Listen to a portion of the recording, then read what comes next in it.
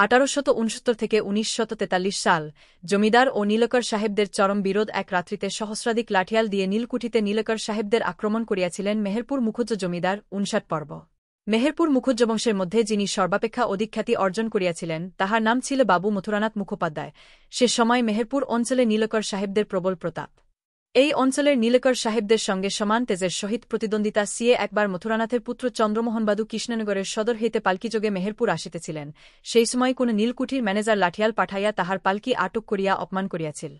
এই সংবাদ শুনিয়া মথুরানাথ এক রাত্রিতে সহস্রাধিক লাঠিয়াল সংগ্রহ করিয়া এই অঞ্চলের সকল নীলকুঠি আক্রমণ করিয়াছিলেন এবং কুঠিয়ালদিগকে শিষ্টাচার শিক্ষা দিয়াছিলেন। এই অঞ্চলের নীলকর সাহেবরা সেই দেউড়ির সম্মুখ দিয়া যাইবার সময় ঘোড়া হইতে নামিয়া দেউড়ি পার হইতেন।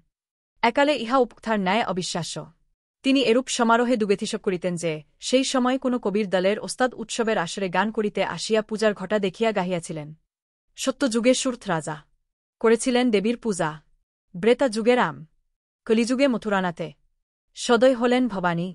হায় কি পুজোর ঘটা মেহেরপুরে মহিষমদ্দিনী, মেহেরপুরে মহিষমদ্দিনী। ব্রিটিশ আমলের খ্যাতনামা লেখক দীনেন্দ্র কুমার রায়, গ্রন্থনা অধ্যক্ষ মহসিন আলী আঙ্গুর, সম্পাদক ও প্রকাশক মুজিবনগর খবর.com, মেহেরপুর।